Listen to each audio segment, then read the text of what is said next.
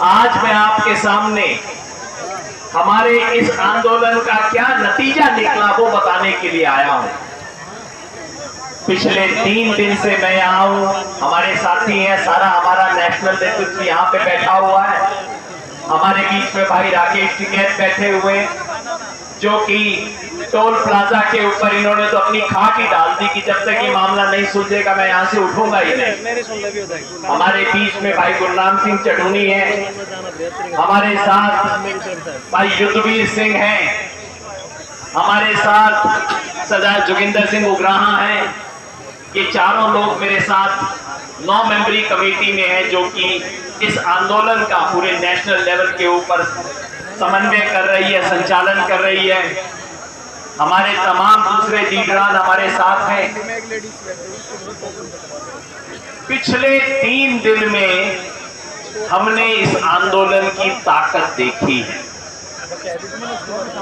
आपको ध्यान होगा 3 दिन पहले 5 तारीख को जब यहाँ पे सभा हुई थी मंडी के अंदर, मैंने कहा था 5 जून को 3 बातों के लिए याद किया जाएगा।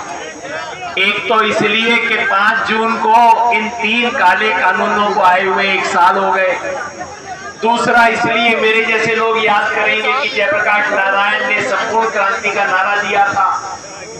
और तीसरा मैंने कहा था पूरा देश अब 5 जून को टोहाना के लिए याद करेगा, टोहाना के संघर्ष के लिए याद करेगा।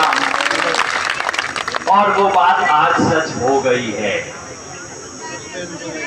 कुछ ऐसा चक्कर है कि हमारी लड़ाई तो केंद्र सरकार से है, लेकिन बार बार हरियाणा सरकार उसमें टांग अड़ाती है। और जितनी बार हरियाणा सरकार टांग अड़ाती है उतनी बार बेचारी मुंह के बल जाके गिरती है।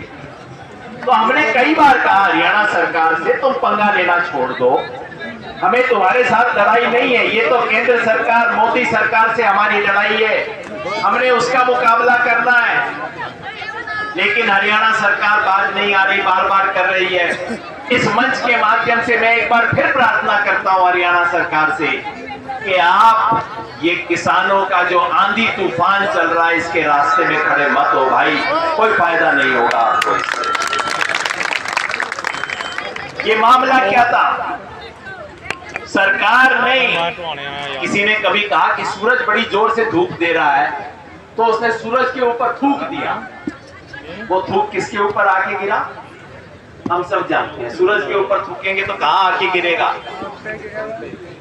तो हमारे यहाँ के नेताओं ने किसान आंदोलन को गाली दी, किसानों को अपशब्द दिए, जो शब्द मैं यहां से बोल नहीं सकता। नतीजा क्या हुआ? पब्लिक के सामने, किसानों के सामने माफी मांगनी पड़ी।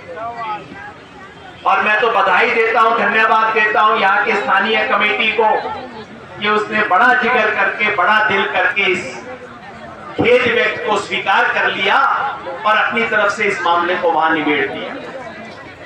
सरकार ने सोचा था कि इस टोहाना के मामले के बहाने वो किसान आंदोलन में फूट बनाएगी कि भाई कुछ ने पंचायत का फैसला माना, कुछ ने दूसरी बात की, इसके अंदर आपस में झगड़ा होगा।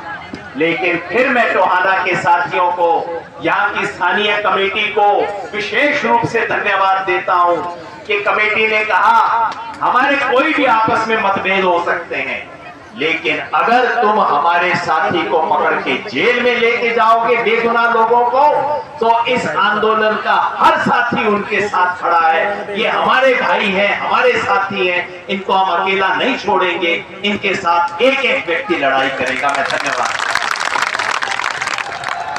इन्होंने सोचा था कि इस बहाने किसान आंदोलन का ध्यान बढ़ जाएगा, ऊर्जा बढ़ जाएगी, चलो इतनी ताकत दिल्ली में लगा रहे हैं, थोड़ी सी ताकत तो इनकी इस तरफ खर्च हो जाएगी। लेकिन ऊर्जा बढ़ने की बजाय बढ़ गई। हमारी सारी बहनें आके जुड़ी, परसों पूरी रात हमारी बहनों ने गीत गाए।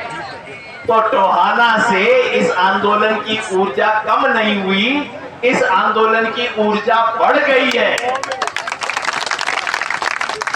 और उसका नतीजा है कि सरकार को आपकी ताकत के आगे घुटने टेकने पड़े। कभी कोर्ट कचहरी जाओ इतवार के दिन, क्या जवाब मिलेगा? ये इतवार का दिन है, आपको पता नहीं इतवार के दिन कोर्ट कचहरी बंद रहती है, क्यों आए हो? लेकिन कल इतवार के दिन टोहाना का कोर्ट खुला, हमारे साथियों को जमानत देने के लिए खुला। आप जमानत का ऑर्डर लेके जाओ कोर्ट जेल में तो कहेंगे नहीं 5 बज गए, अब तो कल आना, शुक्रवार हो गया है, अब तो सोमवार को आना। लेकिन आपके साथियों के लिए कल हिसार की जेल रात 12:30 बजे खुली, आपकी 12:30 बजे इसको रिलीज किया गया।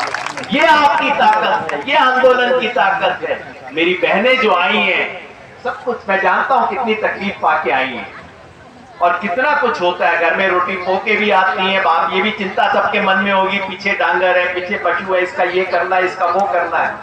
लेकिन मैं अपनी बहनों को खास तौर पे कहना चाहता हूं, ये आपकी ताकत है। आप हमारे साथ हैं तो जेल का दरवाजा रात 12:30 बजे भी खुलता है, ये आपकी ताकत। 2 मामले बचे थे। एक मामला बचा था जब एमएलए साहब ने माफी दे दी तो लोगों ने कहा जी सुलट गया मामला। हमने कहा कैसे सुलट गया भाई, हमारे 3 साथी जेल में हैं, 2 साथी बाहर आ गए कल। उसके बाद भी 2 मामले बचे थे। एक तो हमारा साथी मक्खन सिंह जेल में है, उस पे 307 धारा लगाई हुई है, मतलब अटेम्प्ट टू मर्डर। क्या किया था उसने? वो एमएलए साहब की गाड़ी के आगे लेट गया था। अब आप बताओ, मेरी गाड़ी के सामने कोई लेट जाए, मैं तो उसके ऊपर गाड़ी चला सकता हूं, वो मेरा कत्ल कैसे कर सकता है? सोचो आप, जो मेरी गाड़ी के सामने लेटा है उसके बारे में कहा जा रहा है कि ये मेरा कत्ल करने की कोशिश कर रहा है। तो दोस्तों,